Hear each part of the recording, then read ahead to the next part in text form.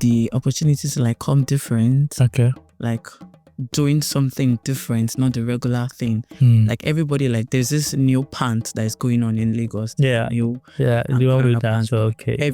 Almost every ready to wear brand is doing it. Yeah, everybody wants to do something that everybody wants to buy, but at the same time, like try to think different. Because creativity. Even if you're selling your own for like more than the price of somebody will actually tell you I can get it for this. Like they don't even differentiate between like the quality one and the normal. It's just pants. Hello everyone, my name is Oge Akinabi. I'm a storyteller and a serial entrepreneur. Today I have Boluwatife in the studio and we'll be going through how to help her grow her fashion business. Hello Bolu. Hi. Nice to meet you. Same here. Forgive me for that. I know you like to be called Tife, not Bolu, right? I didn't even notice that. Oh. Yeah. Nice to meet you. Thank So fashion business is a common thing in this country and even our continent. But then also there is enormous opportunities within the industry, and I still believe that there is still some market to be captured by people. So let's talk about your business. How did you come about the business? Tife Oge. Okay, Tife Oge, yeah. Yeah. It's just my love for fashion, yeah. Okay. My love to dress up, my love to like help people look good. Okay. Yeah.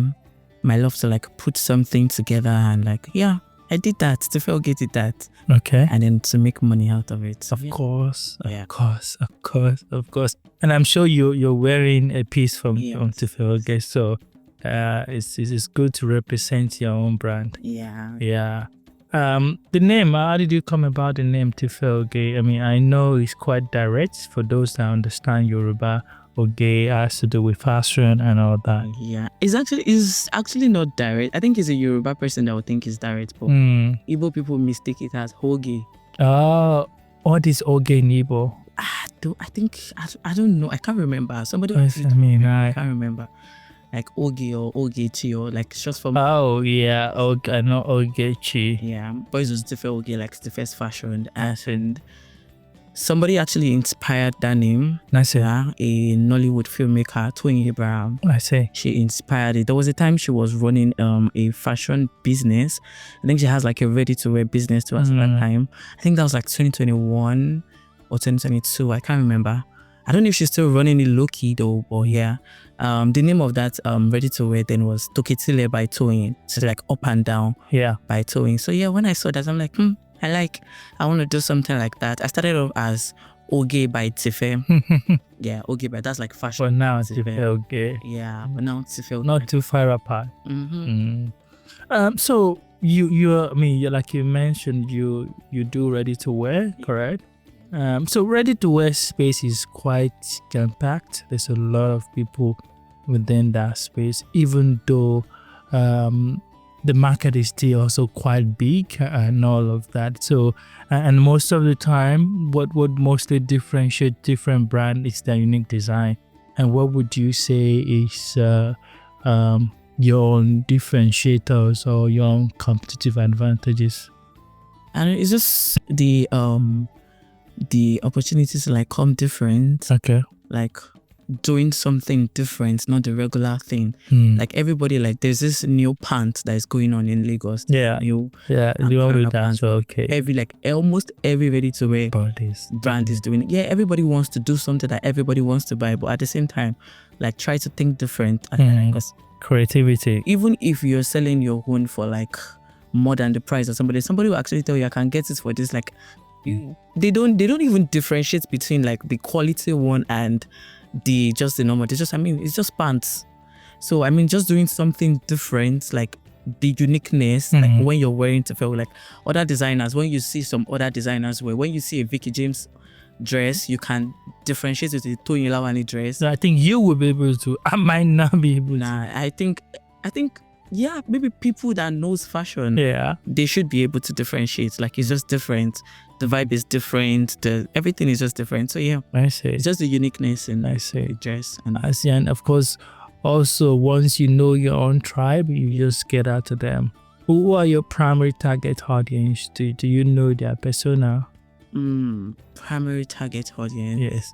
I think I'm targeting everybody. Everybody wear dresses. Okay. Yeah. Male and female? Yeah, I'm doing female now, but after school, I'll start with the male. Like I'm gonna get a stylist. I'll start for male. Ready to wear. And I can actually do bespoke too. I'm doing bespoke too. But the reason it's ready to wear now is because I'm a student. Okay. And I don't want to start disappointing people. Yeah. No, when you give them appointment, you don't want to. So yeah, and school stuff might come up that I have to meet up with and all of that. I see. Yeah, that's why it's ready to wear. I see. I mean, how long have you been running your business? 3 years now. 3 years. 3 years. But why did you go back to school? Obviously, you were running your business before you went back to school. No. Okay, tell us about it. Tell us about the story there. I think people like to hear the story. Honestly, I finished my ND. I'm a student in a polytechnic school, KZU Polytechnic, and I finished my everybody knows like polytechnics are like 2 years and IT and then 2 years after. Yeah. So when I finished my ND, I went for my IT and I just wanted to do like something different. I don't want to be in school and be calling home, like, you know. So yeah, I went to a fashion house and I learned from the best. Yeah. And yeah, years after, when I feel like, okay, now I'm ready to introduce the brand. Okay, so where am I going to start the introduction from? I mean, there should be somebody people that know like, okay, this is what you do and this is what you're into. And when they see it, it is a different thing. Even like marketing online is not like a physical marketing. Like when they see what you're doing, when you tell them what you do, when they see it. Yeah, so I went to school and it's more like going back to school is more like advertising myself, like marketing. Are you targeting student market?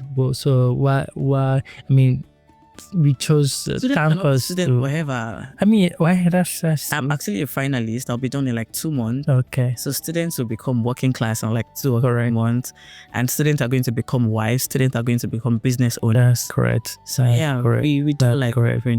So you probably want to capture them, want to catch them while they're still student, and that's okay. That's okay. So you say you've been running the business for 3 years. In terms of revenue, what would you say? How would you rate your revenue in the last 3 years? In the last 3 years, my revenue in the last 3 years have actually like not been stable. Okay. Actually, it's like when I started, like the initial capital I used in starting, it was like the revenue I just reinvest it like to go larger and bigger, like to like produce more designs and all of that. So yeah, that's what has been since like 3 years now. Okay. So but have you seen improvement over the years? So was last year better than the previous year? Yes. Okay. Yeah. Okay. And this year is better than last year. Oh, this year is better than last year. Already you can see that this year is better than last year. But what have you done or what are you doing differently that has made this year better than last year so far? I've just been doing like a lot of marketing. Okay. Like online. I've been like doing promotional content. Okay. I've been like using models and like people that run promotions for me. Okay. And like marketing within the school too. I see. Yeah, like sales, stuff like that. So sales has picked up. On a monthly basis, how many pieces do you sell on the average? Honestly, on a monthly basis, maybe like 10 pieces. Okay. Like on a monthly basis, yeah. In school, maybe like 10 pieces. 10 pieces. Or 10 pieces plus per month. Okay. Yeah. Okay. So you said 10 pieces on a monthly basis. What would be the ideal growth for you this year? What are you looking to do in terms of numbers? Because if you say on the average 10 pieces per month, so one would say normally you should do at least 120 pieces in a year. Yeah. So, but this year, what goals did you set for yourself in terms of number of? This year, goals I set for myself. Actually, I'm trying not to like push myself too far. Okay. Because I have like stuff that are obviously in front of me. Okay. Like after school, there's NYC and all of that. So I'm still trying to like move around it and move around. It's still more like awareness. You still, I don't say winging it. Is that the right word? Nah. Okay. But I don't want to like really be focused on that right now. Yeah, Maybe until you're I just want completely people to done with your education, right? I just want people to know, like, okay, like I'm trying to like build like a loyal customer. So if I get it correctly, your focus right now is not to increase the revenue, to grow the revenue, but to grow the brand. Growing the revenue means growing the brand too, or growing the brand means growing the revenue. I mean, that's true. When you grow the brand, eventually revenue will grow. Yeah. But you can do one without. You can do growing the brand and just expect that to grow revenue over time. You understand? But I just want to be clear where you are right now, because again, our focus is to help you figure out how you can grow your revenue, then you grow your business. Okay, I think right now is more of growing the brand. Okay. Like making awareness of the brand. Okay. Letting people know what they can get from the brand. Okay. How the brand can serve them, and like the satisfaction from the brand. Okay. So when we're ready, like we're stable to start growing the revenue. Okay. We have their trust that okay, no, it's Tife Oge, she can't do less. I see. So yeah. I see. So now, how are you doing that? I mean, I know you've mentioned that you are running some ads, doing some paid advertising. Is that correct? And you also mentioned that you're doing some content. Yeah.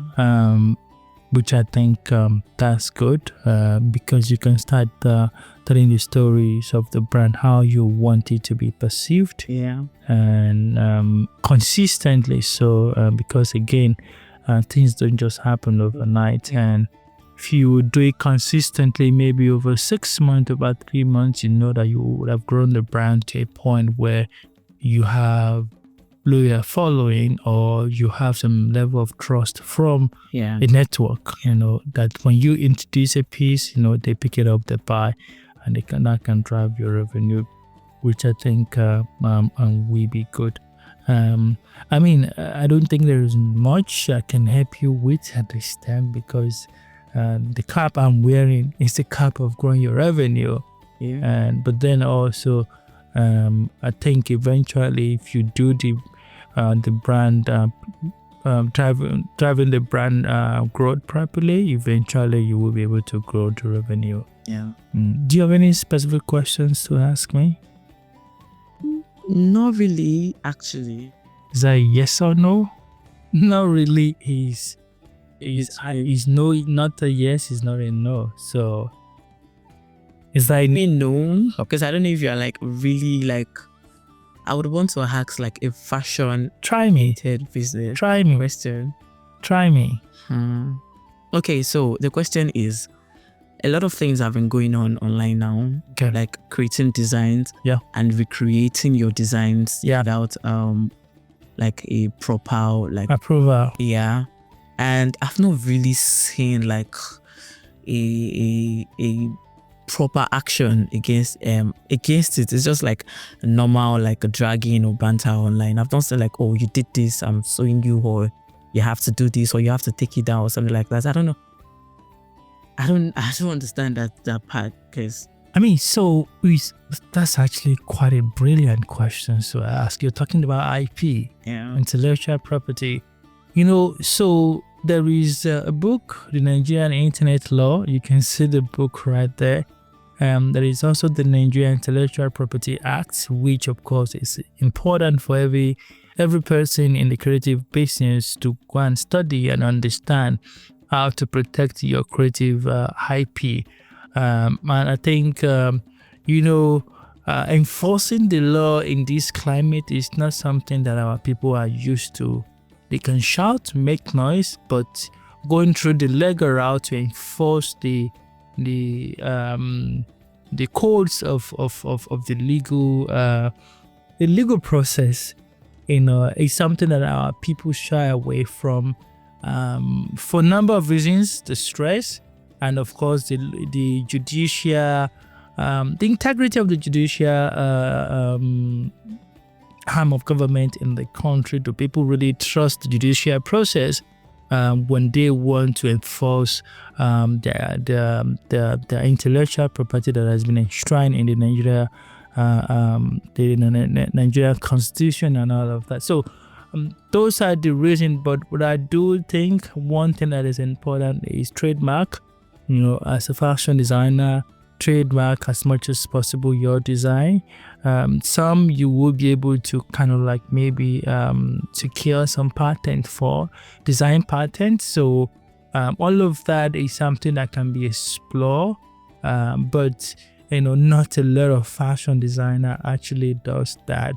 Like the popular pants that is quite out there right now, there's actually a particular brand that started it, and they were selling, they had some billboard that they ran, and after that you see a lot of people start making it. So because they see that people actually want to buy it, could it be that particular brand could have trademarked that design or patent that design in such a way that you can reproduce it?